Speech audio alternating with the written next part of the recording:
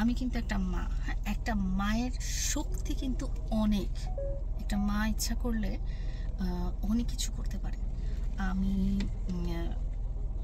যেহেতু পরিবার সামলাতে পেরেছি, আমি যেহেতু আমার সন্তানদেরকে মানুষ করতে পেরেছি, আমি যেহেতু নিজের জীবিকা নিজে অর্জন করতে পেরেছি, তো আমার মনে হয় যত বাধা বিপত্তি আসুক না কেন, একজন নারী ইচ্ছা করলে সমস্ত বাধা বিপত্তি, সমস্ত খারাপ প্রতিকূলতা দূর করেও স্ট্রংলি দাঁড়াতে পারে। আমাকে যখন একটা মানুষ কোটি কোটি মানুষের সামনে এই ধরনের অশালীন, অশ্রাব্য, অকথ্য ভাষায় গালাগালি করছে, আমার কোনো রকম অপরাধ হওয়া ছাড়া সত্ত্বেও আমি কিন্তু, আপনারা যদি কোনোদিন ভিডিওটা দেখে থাকেন, আমি কিন্তু চুপচাপ বসেই ছিলাম এবং সেখানে কোনো রকম আমি উত্তেজিত হইনি বা উত্তেজিত হয়ে ভাবভঙ্গি করিনি বা কাউকে মারতে যাইনি, কিছুই যাইনি। আমি চুপচাপ আমার মতো বসেছিলাম এবং আমি খুব চিল্লায়ও উঠিনি। তো অবশ্যই সেটা আমার জন্য খুবই মানহানিকর, শুধু আমার না, আমার পরিবার এবং সবার জন্য মানহানিকর। এবং সামাজিকভাবে এই ধরনের যে শব্দচয়ন যে কেউ করতে পারে একটা ভিডিওর মাধ্যমে, এটা আসলে আমার সমাজের সাথে যায় না। এই ধরনের শব্দ যে কেউ বলতে পারে একটা ভিডিও বা পার্সোনালি, সেটা আমার সমাজের সাথে আসলে যায় না। পরিবার তো সবসময় আমার পাশে আছে এবং পরিবার আমাকে সবসময় গাইড করে এবং সবসময় বলেছে যে যারা আসলে সামাজিক মানুষ না, তাদেরকে আসলে বর্জন করাই উচিত, তাদেরকে বয়কট করাই উচিত। যারা এই ধরনের অসামাজিক বা এই ধরনের কি বলবো আর, এই ধরনের অসামাজিকই বলতে পারি, যে অসামাজিক বা কোনো সুস্থ মস্তিষ্কের মানুষ আসলে এই ধরনের একটা কাজ করতে পারে না।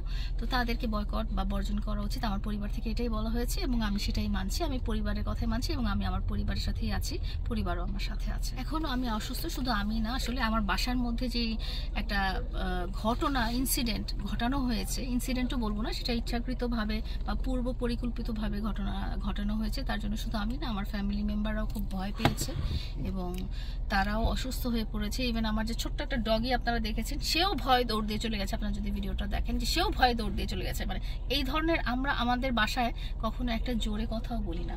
হ্যাঁ, একটা, আপনি হয়তো আমার সাথে আজকে 2022 থেকে আপনি আমার সাথে আছেন, আপনারা কখনো দেখবেন না যে লায়লা একটা জোরে কোনো কথা বলেছে বা লায়লার কোনো ভিডিওতে এরকম আছে যে লায়লা জোরে কোনো কথা বলেছে। আমরা আসলে একটা সামাজিক পরিবার থেকে বিলং করি, সাধারণ পরিবার থেকে বিলং করি। আমাদের চিন্তাধারা খুবই সামাজিক এবং খুবই সাধারণ। তো আমার বাসায় যেই ঘটনাটা ঘটানো হয়েছে, তাতে আসলে সবাই খুব ভীত হয়ে গেছে যে এটা কিভাবে সম্ভব একটা মানুষের দ্বারা, যে এত পরিচিত মানুষ সে এটা কিভাবে বাসার ভিতরে করতে পারে। তো আমরা আসলে নিরাপত্তাহীনতায় খুব ভুগছিলাম। তো আল্লাহর রহমতে আমরা যে সোসাইটিতে আছি, সেই সোসাইটি আমাদেরকে সাপোর্ট দিচ্ছে।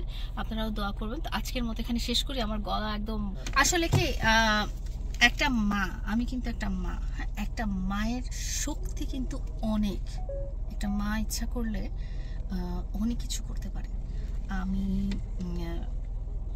যেহেতু পরিবার সামলাতে পেরেছি, আমি যেহেতু আমার সন্তানদেরকে মানুষ করতে পেরেছি, আমি যেহেতু নিজের জীবিকা নিজে অর্জন করতে পেরেছি, তো আমার মনে হয় যত বাধা বিপত্তি আসুক না কেন, একজন নারী ইচ্ছা করলে সমস্ত বাধা বিপত্তি, সমস্ত খারাপ প্রতিকূলতা দূর করেও স্ট্রংলি দাঁড়াতে পারে। আমার কাছে আমার জীবনে যাই আসুক না কেন, আমি সেগুলো ফেস আমার করতে হবে। আমার সন্তানদের মুখের দিকে তাকিয়ে আমি যেটা বললাম, যে একটা মা অনেক বড় ব্যাপার, একটা মা জিনিসটা অনেক বড়, একটা মায়ের শক্তি অনেক বড়, একটা মায়ের ক্ষমতা অনেক বড়।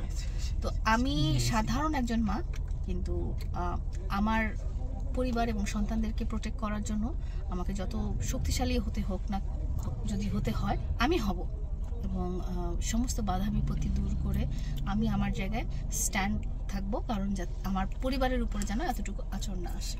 প্রিয় বন্ধুরা, আমরা আইনের প্রতি আসলেই শ্রদ্ধাশীল। লায়লা এবং মামুনকে নিয়ে আপনারা কেউ সামাজিক যোগাযোগ মাধ্যমে অবক্ষয় তৈরি করবেন না। পজিটিভ হলে পজিটিভ তুলে ধরবেন। নেগেটিভ নিউজের কারণে আমাদের সন্তানরা নষ্ট হচ্ছে, যেটার কারণে ভবিষ্যতে আমাদের সন্তানরা কি শিখছে। তো আমরা লায়লার কাছে এই মুহূর্তে আছি। লায়লার মামুন এবং সামাজিক যোগাযোগ মাধ্যমে যেই অবক্ষয়, যেই একটা রিউমার চলছে, সে বিষয় নিয়ে আজকে আলাপ আলোচনা করছি।